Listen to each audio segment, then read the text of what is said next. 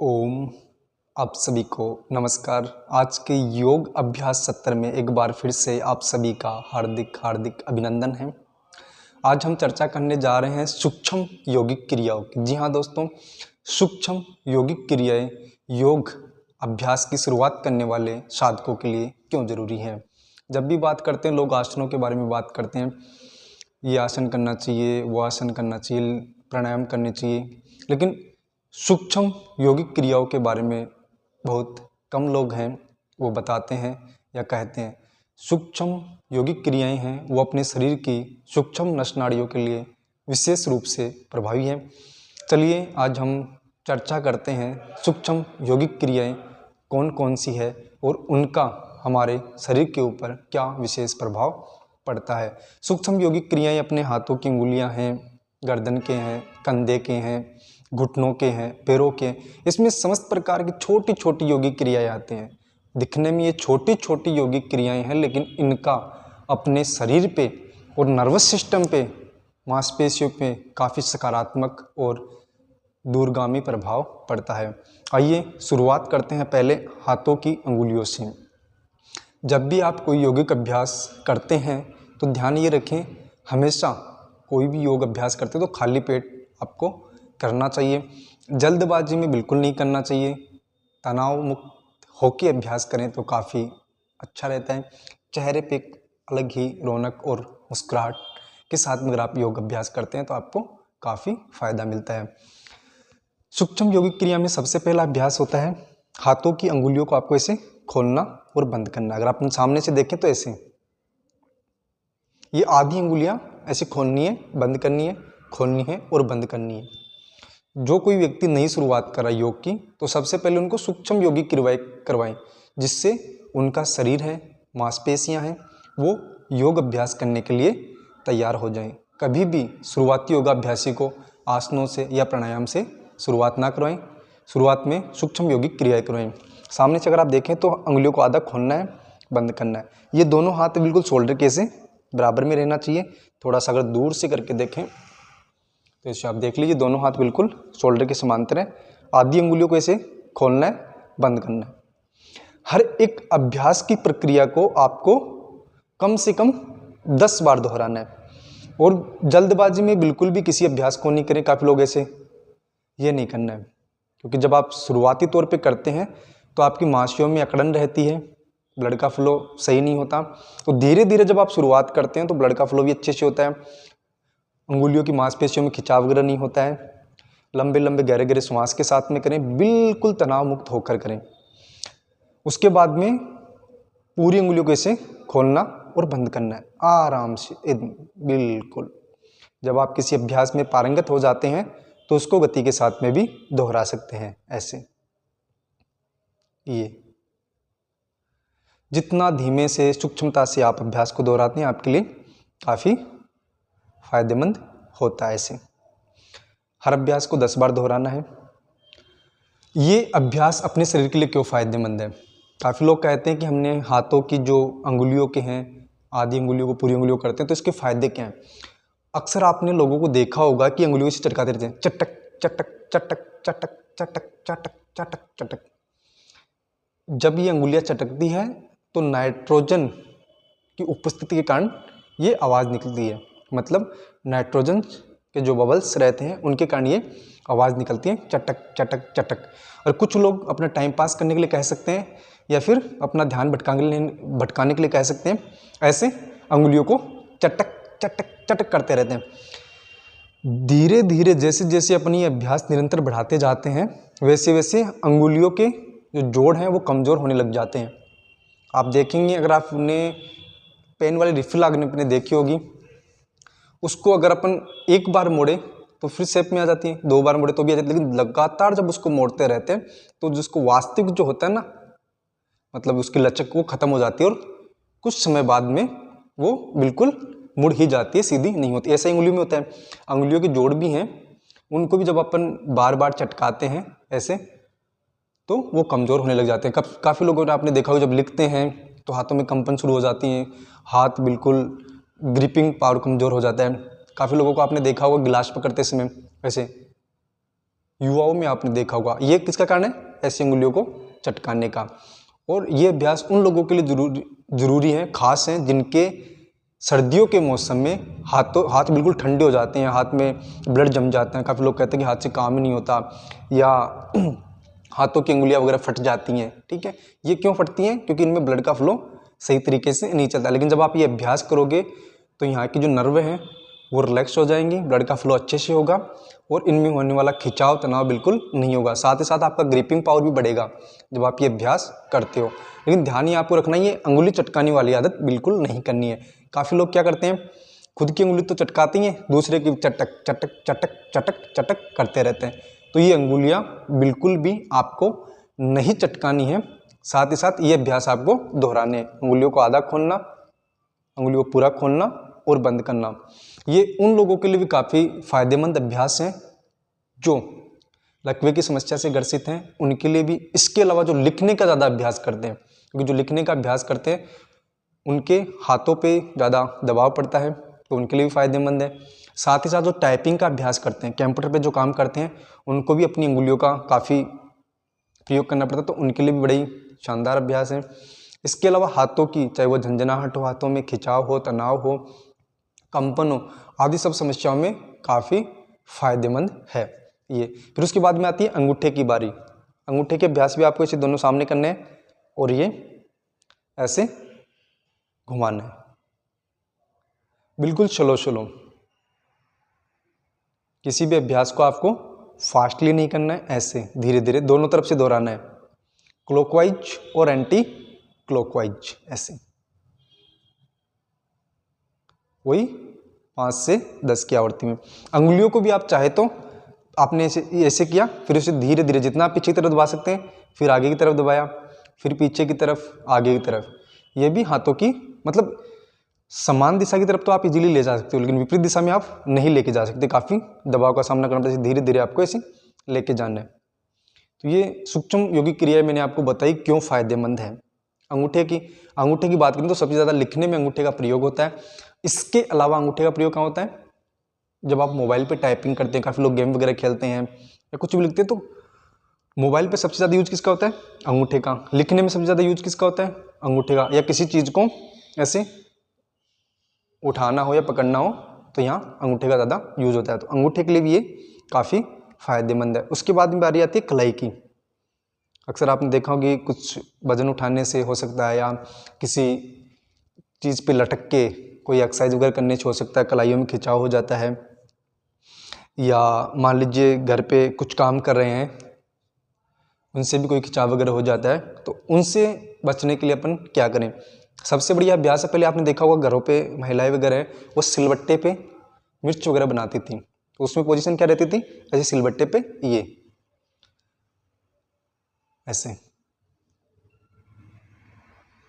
इससे कलाई की हो गई। अगर आप ऐसे देखें तो इसको इस प्रकार से कर सकते हैं, ऐसे किया, ऐसे बिल्कुल धीमे धीमे।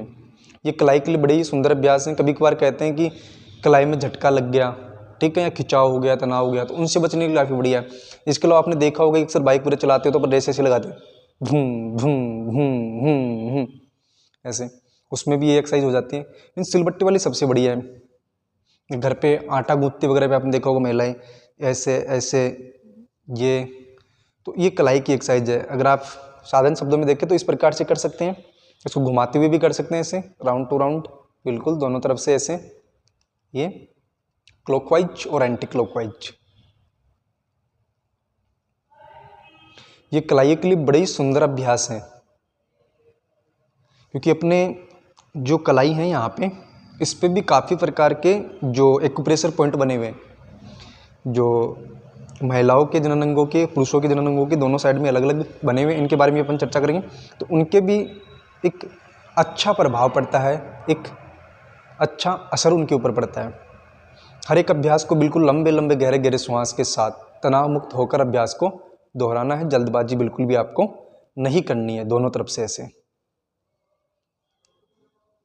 उसके बाद में बारी किसकी आती है? कोहनियों के अभ्यास की। कोहनियों के अभ्यास को आपको किस प्रकार से दोहराना है? इस प्रकार से, ये कोहनी में होने वाले खिंचाव के लिए, तनाव के लिए ये अभ्यास काफ़ी फायदेमंद है। इस प्रकार से आपको दोहराना है ऐसे, मतलब 5 से 7 बार आपको अंदर की तरफ और 5 से 7 बार बाहर की तरफ, ऐसे बिल्कुल सहजता के साथ। इसको दूसरे अर्थों में अपन देखें तो घर पे जब भी मेहमान आते हैं तो मम्मी कहती है आने दो आने दो आने दो, ऐसे आ रहे हैं, थक गए, 2 दिन रुके 4 दिन रुके मेहमान, रोज खा रहे हैं पी रहे हैं मजे कर रहे हैं, तो मम्मी थक जाती है तो क्या कहती है जाने दो, तो ऐसे ये जाने वाला हो गया। तो ये कोहनी के लिए बड़ी शानदार अभ्यास। अगर आप भी कोहनी में होने वाले खिंचाव तनाव से परेशान रहते हैं उनके लिए काफ़ी ज़बरदस्त अभ्यास है। कुछ लोग ऐसे भी आपने देखे होंगे रात को ऐसे कोहनी का तकिया बना के सोते हैं, तो उनमें भी खिंचाव तनाव की दिक्कत हो जाती है, ऐसे लगाया और सो जाते हैं। वो भी अगर ये अभ्यास करते हैं तो उनको काफ़ी हद तक फ़ायदा मिलता है। अब इसके बाद में चर्चा करेंगे अपन शोल्डर के अभ्यास की। तो शोल्डर के अभ्यास हैं वो किस प्रकार से किए जाएं और ये क्यों फ़ायदेमंद है। शोल्डर के जो भी अभ्यास हैं वो शोल्डर में होने वाले खिंचाव के लिए, तनाव के लिए और खासकर सर्वाइकल पेन के लिए भी काफ़ी फायदेमंद। वैसे सर्वाइकल पेन का अपन एक खास चैप्टर रखेंगे और उसके बारे में चर्चा करेंगे। आज सभी सूक्ष्म योग क्रिया करें। ऐसे आपको सामने मिलाना, ऊपर की तरफ लेके जाना है और बिल्कुल धीमे धीमे ऐसे,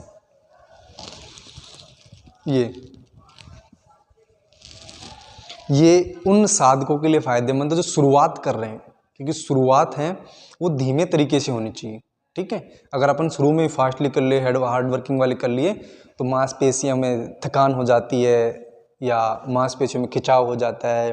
1-2 दिन में तो मतलब जोश में कर लेते हैं, फिर 3-4 दिन रेस्ट करनी पड़ती है, यहाँ से दुख रहा है वहाँ से दुख रहा है। लेकिन जब आपकी शुरुआत सूक्ष्म योगिक क्रियाओं से होती है तो आपका शरीर बिल्कुल तनाव मुक्त रहता है, एक नई ऊर्जा का संचार आपके शरीर के भीतर होता है। तो ये जो अभ्यास अगर आप कर रहे हैं ये आपके शोल्डर के लिए काफ़ी फायदेमंद है। बिल्कुल धीमे धीमे लंबे लंबे गहरे गहरे श्वास के साथ योगिक अभ्यास को आप दोहराएं ऐसे। ये 5 बार क्लॉकवाइज आपको दोहराना है, तो 5 बार एंटी क्लॉकवाइज, और फिर पीछे से आगे की तरफ ऐसे लेके आए, ऐसे और ऐसे। इस प्रकार से आपको अभ्यास को दोहराना है। ये आपके लिए काफ़ी फायदेमंद रहता है।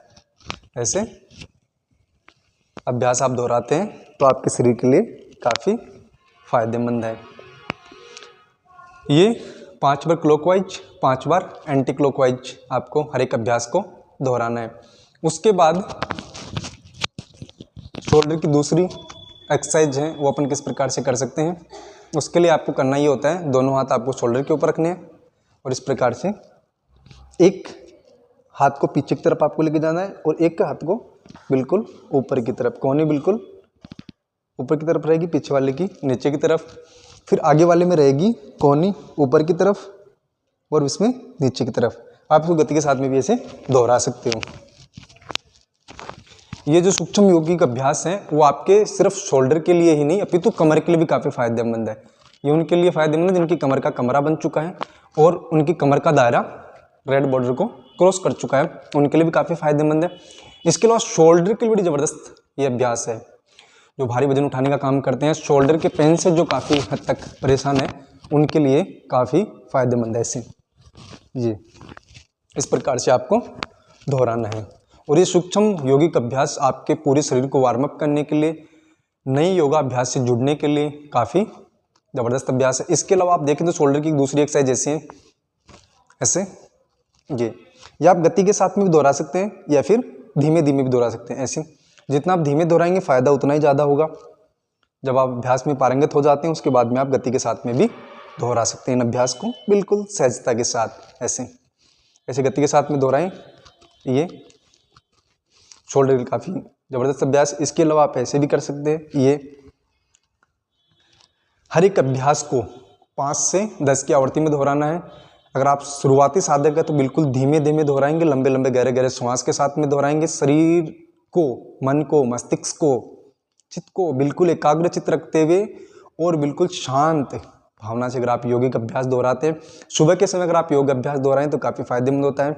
अगर आपके आसपास किसी प्रकार का उद्यान वगैरह है, बगीचा वगैरह है, उसमें अगर आप हरियाली के बीच में बैठ के या प्रकृति के बीच में बैठकर योग अभ्यास दोहराते हैं तो डेफिनेटली आपके शरीर को 100% फायदे मिलेंगे। इस प्रकार से आप ये दोहरा सकते हैं। तो ये रहे शोल्डर की। अब शोल्डर की बारी आती है। अगले अभ्यास की बात करें तो सर्वाइकल पेन के लिए भी और बैक पेन के लिए भी हैं। किस प्रकार से? ऐसे लंबा गहरा श्वास भरते हुए आपको ऐसे कंधों को उठाना है। ऐसे उठाया और फिर धीरे धीरे नीचे की तरफ। जितनी देर आप श्वास को अंदर रोके रखते हैं उतनी देर आपको रुकना है। फिर उसके बाद आपको धीरे धीरे नीचे की तरफ ऐसे आना है। पुनः लंबा गहरा श्वास भरते हुए आप उठेंगे, कंधों को उठाना ऐसे। अब जितनी देर आप रुक सकते हैं, श्वास को अंदर रोके रख सकते हैं, उतनी देर आपको रुकना है। फिर धीमे धीमे नीचे की तरफ आना है। इस अभ्यास को भी आपको 5 से 7 बार दोहराना है। अगर आप इस अभ्यास में पारंगत हो जाते हैं तो आप इसको ऐसे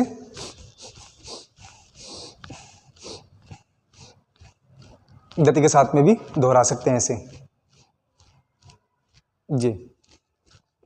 इसके बाद में शोल्डर के लिए अगले अभ्यास की बारी जब आती है तो उसके लिए आती है ऐसे।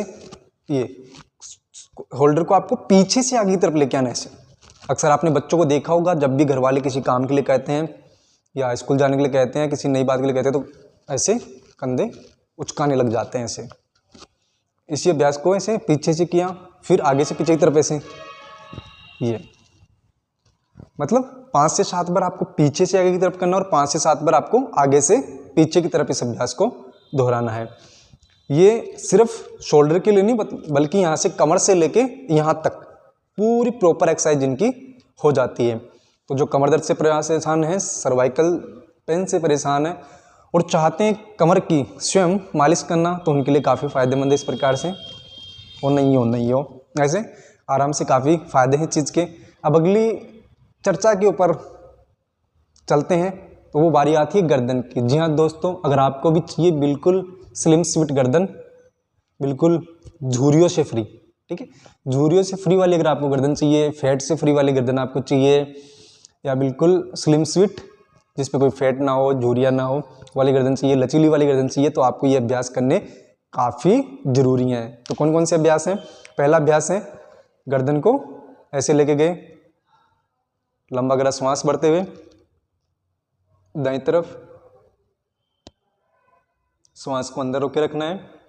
जितनी देर आप सहजता के साथ श्वास को अंदर रोके रख सकते हैं उतनी देर आपको रुकना है। उसके बाद धीमे धीमे पुनः यथावत अवस्था में आ जाएंगे।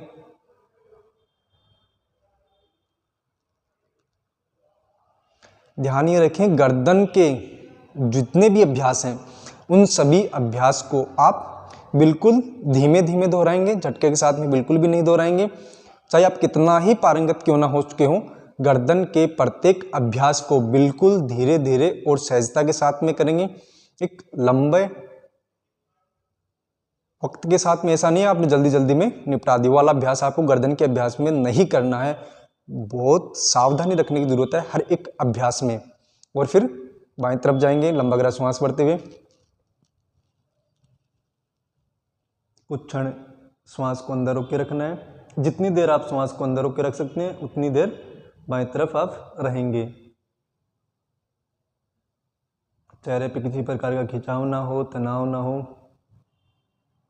गर्दन पे भी अतिरिक्त दबाव नहीं पड़ना चाहिए, बिल्कुल इतना दबाव ही रहना चाहिए जितना आप सहन कर सकते हैं, उतना ही दबाव गर्दन के ऊपर रहना चाहिए। फिर धीरे धीरे बिल्कुल सहजता के साथ आराम से गर्दन को सामने तरफ लेके आना है।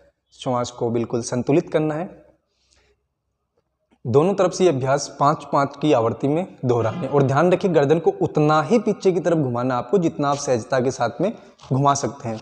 ऐसे नहीं ये दर्द हो या गर्दन उस दर्द को महसूस मतलब सहन न कर पाए, ऐसा आपको बिल्कुल भी नहीं करना है। ये विशेष बात आपको ध्यान में रखनी है। इस प्रकार से आपको अभ्यास दोहराना है दोनों तरफ से, समझ गए। उसके बाद में गर्दन के अगले अभ्यास की अपन चर्चा करते हैं। उससे पूर्व 1 मिनट।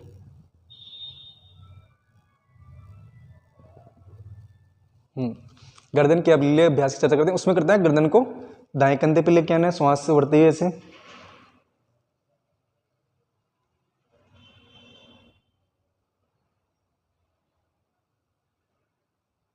श्वास को बाहर निकालते हुए बिल्कुल मध्य में आ जाना है। ध्यान ये रखना है, जिनको चक्कर आने की शिकायत है वो ये जो भी अभ्यास हैं वो खड़े होकर ना करें और आंख बंद करके ना करें। जिनको मिर्गी के दौरे वगैरह आते हैं वो भी गर्दन के अभ्यास आंख बंद करके ना करें, साथ ही साथ गर्दन को घुमाने वाला अभ्यास ना करें। बाकी सहज रूप से आप सभी व्यक्ति इन अभ्यास को कर सकते हैं, चाहे वो सूक्ष्म यौगिक क्रिया हो, किसी प्रकार की ज़्यादा चोट आपको लगी हो, चाहे हाथ में हो, गर्दन में हो या शरीर में किसी भी हिस्से में हो, तो उन सूक्ष्म अभ्यास को भी किसी प्रशिक्षित योग शिक्षक के निर्देशन में ही करें। जल्दबाजी में किसी से सुन के या कहीं देख के ना करें, क्योंकि आपकी समझदारी इसमें बहुत जरूरी है। स्वस्थ व्यक्ति सामान्य रूप से कर सकते हैं। फिर बाएं तरफ लेके गए, मतलब जिनको आंख बंद करने के बाद में चक्कर वगैरह आते हों या असहज महसूस होता हो, वो आंख बंद करके अभ्यास ना करें, वरना सभी अभ्यास को आप आंख बंद करके करें तो फ़ायदे काफ़ी बेहतर मिलते हैं, क्योंकि इसमें एकाग्रता बढ़ जाती है।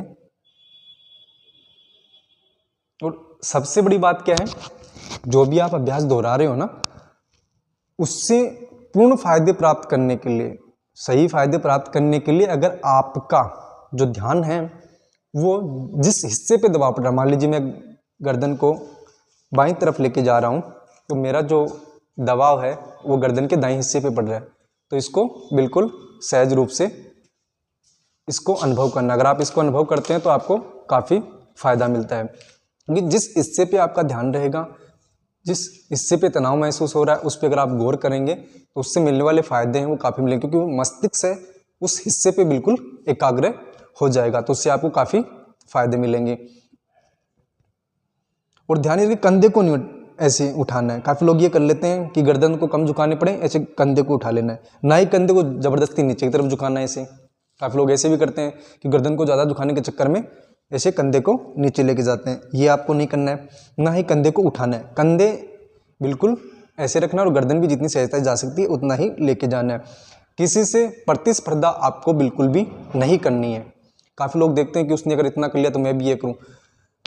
ये भी देखना होता है कि उसने सामने वाले ने मेहनत कितनी की है, कितने समय से वो प्रयास कर रहा है। ऐसा थोड़ी है कि किसी व्यक्ति ने किसी एक अभ्यास में कुछ कम समय में सफलता प्राप्त कर ली हो।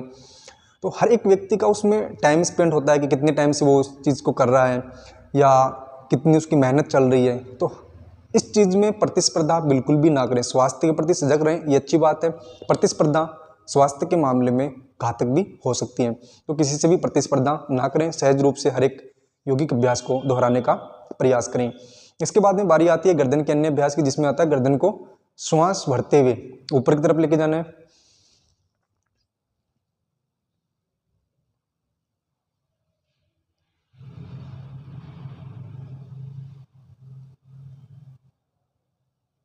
श्वास को बाहर निकालते हुए नीचे की तरफ। ठुड्डी अपनी जो है वो यहाँ कंठ द्वार से बिल्कुल चिपकी हुई रहेगी। जितनी देर श्वास को आप बाहर रोके रख सकते हैं उतनी देर रोके रखना है, फिर पुनः यथावत अवस्था में आ जाना है। मतलब पीछे की तरफ जब आप इस अभ्यास में जाते हो तो श्वास को भरते हुए जाना है। आंखों को बंद रखें तो फायदे मैंने पहले बताए थे काफ़ी मिलते हैं, लेकिन कुछ समस्याएं हैं उनमें आप आंखों को खुला भी रख सकते हैं। नीचे की तरफ झुकते हुए आपको क्या करना है, श्वास को बाहर की तरफ निकालना और ठुड्डी को कंठकूप से लगाने का प्रयास करना है। ये सभी यौगिक क्रियाएं अपनी गर्दन के लिए काफ़ी फायदेमंद है, क्योंकि अपनी जो रीढ़ होती है जिससे सुषुम्ना नाड़ी गुजरती है, उस रीढ़ की हड्डी पे सबसे ज़्यादा दबाव किसका पड़ता है, गर्दन का। काफ़ी लोग जैसे जैसे कंप्यूटर पे बैठे बैठे काम करते रहते हैं तो रीढ़ के ऊपर प्रभाव पड़ता है, या फ़ोन वगैरह से झुक के चलाते हैं उससे भी रीढ़ के ऊपर प्रभाव पड़ता है। अगर अपन दिन में ज़्यादा भी नहीं, एक बार या 2 बार गर्दन के अभ्यास कर लेते हैं तो अपनी रीढ़ की हड्डी भी रिलैक्स हो जाती है। क्यों? क्योंकि गर्दन का सबसे ज़्यादा दबाव रीढ़ के ऊपर ही पड़ता है। बाकी शरीर के हिस्से का कम दबाव रीढ़ पे पड़ता है, लेकिन गर्दन का सबसे ज़्यादा प्रभाव किसके ऊपर पड़ता है, रीढ़ की हड्डी के ऊपर पड़ता है। तो ये इनके अभ्यास काफ़ी जरूरी है। इसके अलावा गर्दन पे आने वाली झुर्रियाँ, एक्स्ट्रा फैट वेट है, उसको कम करने के लिए भी ये अभ्यास बहुत जरूरी है। उसके बाद में बारी आती है गर्दन को गोल गोल घुमाना। ऐसे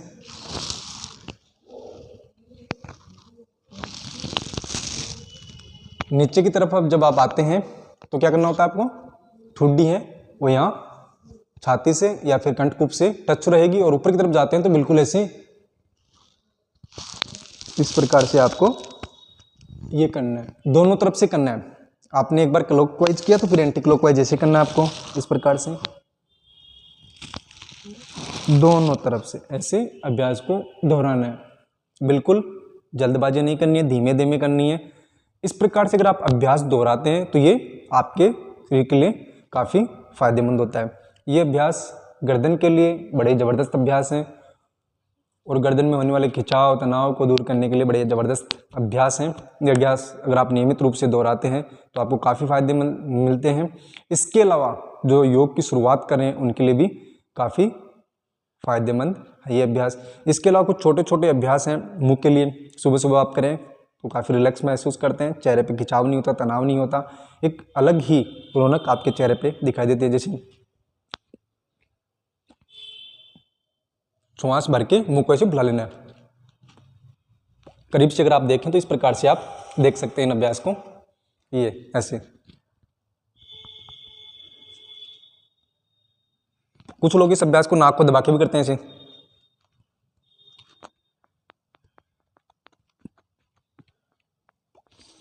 बिना नाक दबाए करें तो भी काफी फायदेमंद है ऐसे।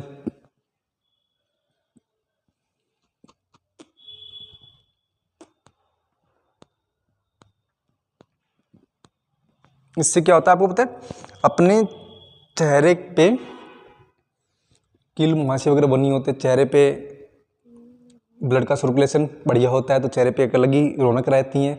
जो चाहते हैं चेहरे पे एक अलग रौनक रहे, मुस्कुराहट रहे और चेहरे पे ब्लड का फ्लो अच्छे से रहे, तो ये इसको आप दूसरे तरीके से भी कर सकते हैं।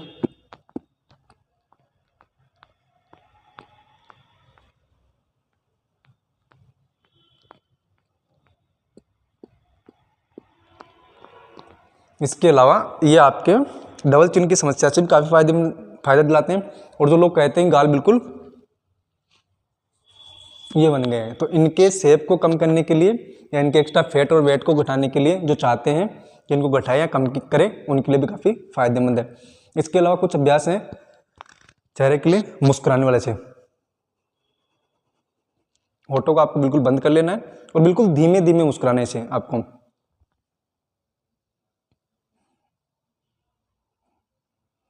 कहते हैं ना कि मन ही मन मुस्कुरा रहे, वो मन ही मन आपको मुस्कुराना है। ये मन ही मन मुस्कुराने वाली आपकी आदत आपके पूरे नर्वस सिस्टम के लिए, माइंड को बिल्कुल शांत करने के लिए, क्योंकि जब आप मंद मंद मुस्कुराते हैं तो अपने शरीर में डोपामाइन हार्मोन का स्राव होता है और अपने शरीर को एक अलग ही खुशी का महसूस होता है, एक अलग ही उमंग का महसूस होता है, एक अलग उत्साह की अनुभूति हमें होती है बिल्कुल मन ही मन मुस्कुराने वाले में से। ये छोटे छोटे अभ्यास अपने काफ़ी फायदेमंद है। इसके अलावा आप ऐसे ये जो बीच वाली अंगुली है मध्यमा, इससे आपको नाक को ऐसे हल्के हल्के हाथों से प्रेस करना है ऐसे ऐसे। ये चेहरे के लिए काफ़ी ज़बरदस्त अभ्यास है। इसके अलावा आप चाहे तो ऐसे इनको यहाँ से शुरू करना है आपको, यहाँ बॉर्डर से, और फिर धीरे धीरे से दबाना है और यहाँ तक लेके आना है आपको, दिख गया। फिर उसके बाद ऐसे लेके जाना है। हर एक अभ्यास को 5 से 10 बार दोहराना है ऐसे, क्लॉकवाइज और एंटी क्लॉकवाइज। इससे यहाँ मस्तिष्क पे आने वाली झुर्रियाँ दूर हो जाती हैं। त्वचा में कहते हैं ना कसाव होना चाहिए, टोन होनी चाहिए, तो वो टोन यहाँ मिलता है, एक अलग निखार चेहरे को मिलता है अगर आप ये अभ्यास दोहराते हैं ऐसे। दूसरा अभ्यास आप करें तो थोड़ा दिखने में थोड़ा विचित्र सा है, लेकिन चेहरे के लिए काफ़ी फायदेमंद है। साथ ही साथ आंखों के नीचे होने वाली काली झारियों कम, जो झाइयाँ आ जाती है उनको कम करने के लिए, आंखों के नीचे डार्क सर्कल्स हो जाते हैं उनको दूर करने के लिए काफ़ी फायदेमंद। चेहरे पे आने वाली झुर्रियों को कम करने के लिए वो अभ्यास, साथ ही साथ चेहरे पे होने वाले कील मुहासों के लिए, आंखों की रोशनी को बढ़ाने के लिए काफ़ी फायदेमंद अभ्यास है। वो बड़ा छोटा सा अभ्यास है। कैसे करना है, ऐसे जीभ जितनी आप बाहर की तरफ निकाल सकते हो, जीभ को जितना आप निकाल सकते हो, ये नहीं है कि पकड़ के खींच लिया, जितना आप सहजता के साथ में कर सकते हो उतना आप जीभ को बाहर की तरफ निकालना है। आंखों को ऊपर की तरफ लेके जाना है ऐसे।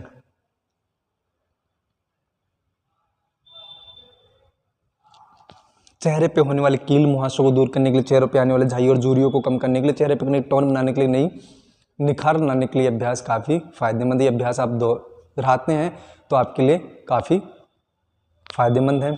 तो आज के अभ्यास सत्र को यहीं पे विराम देता हूँ। नमस्कार, जय हिंद, जय भारत।